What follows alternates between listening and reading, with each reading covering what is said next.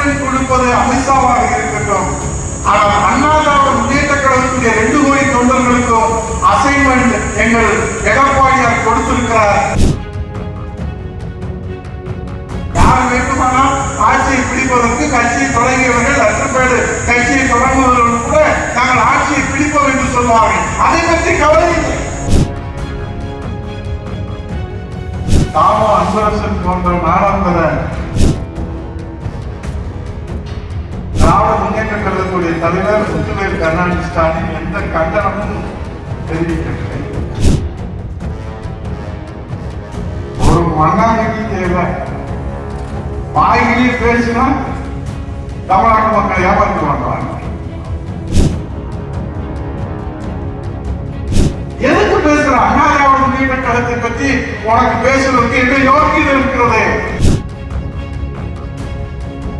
முத்துவேல் கருணாநிதி ஸ்டாலினும் அவருடைய தவப்பர் உதயநிதி ஸ்டாலினும் கருவின் குற்றம், சிறப்பின் குற்றம்.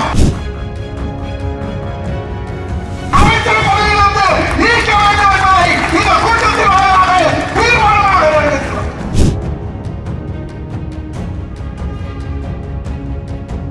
அண்ணாமலைக்கு அசைன்மெண்ட் கொடுப்பது அமித்ஷாவாக இருக்கட்டும், ஆனால் அண்ணா திராவிட முன்னேற்ற கழகத்துடைய 2 கோடி தொண்டர்களுக்கும் அசைன்மெண்ட் எங்கள் எடப்பாடியார் கொடுத்திருக்கிறார். என்ன அசைன்மெண்ட் என்றால், அதிமுகவை மீண்டும் ஆட்சி கட்டிலே அம்மா ஆட்சியை மலர் செய்து எங்கள் எடப்பாடியார் மீண்டும் முதலமைச்சராக வருகிற அந்த அசைன்மெண்ட். உங்க அசைன்மெண்ட் என்ன ஆகுன்றது ஆண்டவன் கருத்து. ஆட்சியை பிடிக்க வேண்டும் என்று சொல்வார்கள். அதில் யாருக்கும் எந்த வருத்தமும் இல்லை, கவலையும் இல்லை. யார் வேண்டுமானால் ஆட்சியை பிடிப்பதற்கு கட்சியை தொடங்கியவர்கள் 10 பேர் கட்சியை தொடங்குவதற்கு கூட நாங்கள் ஆட்சியை பிடிப்போம் என்று சொல்வார்கள். அதை பற்றி கவலை இல்லை. ஆனால் ஒரு செயல்வீரர் கூட்டத்தில், ஒரு கட்சி கூட்டத்தில், ஒரு ஆலோசனை கூட்டத்தில் நீங்கள் அண்ணா திராவிட முன்னேற்ற கழகத்தை பற்றி பேசுவதற்கு உங்களுக்கு யார் அதிகாரம் கொடுத்தது? இது எல்லாம் வரலாறு தெரியாதவர்கள் வாய்ப்பு வந்ததெல்லாம் பேசுகிற போது உண்மையான அண்ணா திராவிட முன்னேற்ற கழக தொண்டனுடைய நெஞ்சிலே முள் பாய்ந்ததை போல் இருக்கிறது. ஒரு செயல்வீரர் கூட்டத்தில் நீங்கள் என்ன பேச வேண்டும்? உங்கள் கட்சி தொண்டர்களை உற்சாகப்படுத்த வேண்டும் என்று சொன்னால் உங்கள் கட்சியுடைய திட்டங்களை பற்றி பேசுங்கள். உண்மையிலே தமிழ்நாட்டு மக்களுக்கு சேவை செய்வராக இருந்தால் பாரதிய ஜனதா கட்சியுடைய மாநில தலைவர் அண்ணாமலை என்ன செய்திருக்க வேண்டும்? இந்த தமிழ்நாடு புறக்கணிக்கப்பட்டிருக்கிறது. பீகாருக்கு வாரி வழங்கியிருக்கிறீர்கள், எங்களுக்கு கவலை இல்லை, வருத்தம் இல்லை. ஆந்திராவுக்கு வாரி வழங்கப்பட்டிருக்கிறது, எங்களுக்கு கவலை இல்லை, வருத்தம் இல்லை. ஆனால் தமிழ்நாட்டுக்கு நிதி இல்லையே.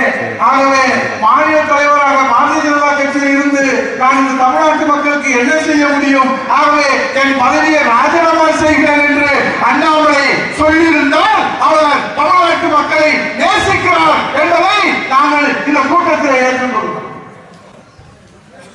ஒரு மண்ணாங்கட்டி தேவை. வாயிலே பேசினா தமிழ்நாட்டு மக்கள் ஏமாற்றுவாங்க. எதுக்கு பேசுற? அண்ணா திராவிட முன்னேற்ற கழகத்தை பற்றி உனக்கு பேசுவதற்கு என்ன யோகியதை இருக்கிறது? என்ன தகுதி இருக்கிறது? எதற்காக நீங்கள் பேசுகிறீர்கள்? இப்போது சொல்கிறேன், அண்ணாமலை அவர்களை இந்த சாமானிய தொண்டன் 2வது தலைமுறையாக இந்த இயக்கத்திலே கடைக்கோடி தொண்டராக உழைத்துக் கொண்டிருக்கிற இந்த உதயகுமார், இந்த மண்ணிலிருந்து சொல்கிறேன், தமிழ் மண்ணிலிருந்து சொல்கிறேன், மீண்டும் புரட்சி தமிழர் எடப்பாடியார் தலைமையிலே அனைத்து இந்திய அண்ணா திராவிட முன்னேற்ற கழகம், அம்மாவுடைய புனித அரசு, புரட்சி தமிழுடைய புனித அரசு இந்த தமிழ் மண்ணிலே 8 கோடி தமிழர்களுடைய ஆதரவோடு மலரும் என்பதை அண்ணாமலை அவர்களை புரிந்து கொள்ளுங்கள். இன்றைக்கு நீங்கள் அவரோடு தான் பயணித்தீர்கள். திடீரென்று இன்றைக்கு வேறுபட்டு நிற்கிறீர்கள். அதை பற்றி யாரும் இங்கே வருத்தப்படவில்லை. அண்ணா திராவிட முன்னேற்ற கழகம் என்பது ஏதோ நேற்று பெய்த மழையில இன்றைக்கு முளைத்த காலம் அல்ல. உங்களை போன்ற தலைவர்கள் அல்ல. ஆகவே புரட்சி தமிழர் எடப்பாடி அவர்கள் 50 ஆண்டு கால பொது வாழ்க்கைக்கு சொந்தக்காரர். இந்த இயக்கத்தை இன்றைக்கு எதிரிகளிலிருந்து துரோகிகளிலிருந்து காப்பாற்றுவதற்காக தன்னை அர்ப்பணித்து உழைத்துக் கொண்டிருக்கிறார்கள். அவரோடு மூத்த அமைச்சர்கள், முன்னாள் அமைச்சர்கள், தலைமை கழக நிர்வாகிகள் இங்கே இருக்கிறவர்களுக்கு வந்து உழைத்துக் கொண்டிருக்கிறார்கள். ஆகவே இங்க அசைன்மெண்ட்டுக்கெல்லாம் தமிழ்நாட்டில் வேலை இல்லை. ஒரே அசைன்மெண்ட், தமிழ்நாட்டு மக்களின் அசைன்மெண்ட், அண்ணா திராவிட முன்னேற்ற கழகம் மீண்டும் ஆட்சி கட்சி அமரும், எடப்பாடியார் மீண்டும் முதலமைச்சர் ஆவதுதான் தமிழ்நாட்டு மக்களுடைய 8 கோடி தமிழர்களுடைய ஒரே அசைன்மெண்ட். தாமோ அன்பரசன் போன்ற நாடாந்தர அவர் அமைச்சர் பதவியிலே இருப்பதற்கு ஒரு தகுதியற்றவராக பேச்சாக பேசுகிறார்கள். இதை பார்த்து இதுவரை திராவிட முன்னேற்ற கழகத்துடைய தலைவர் முத்துவேல் கருணாநிதி ஸ்டாலின் எந்த கண்டனமும் தெரிவிக்கவில்லை.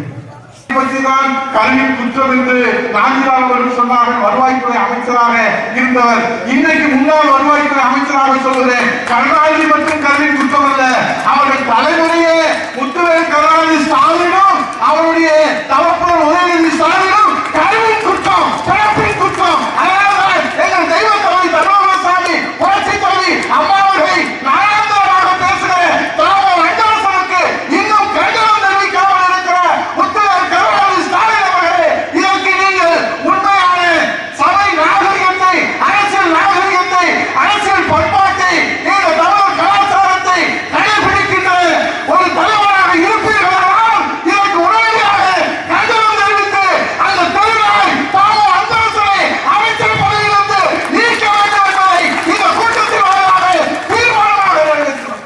இதுபோன்ற செய்திகளை மேலும் தெரிந்து கொள்ள எங்களது யூடியூப், ஃபேஸ்புக் மற்றும் ட்விட்டர் ஆப்களை சப்ஸ்கிரைப் செய்யவும்.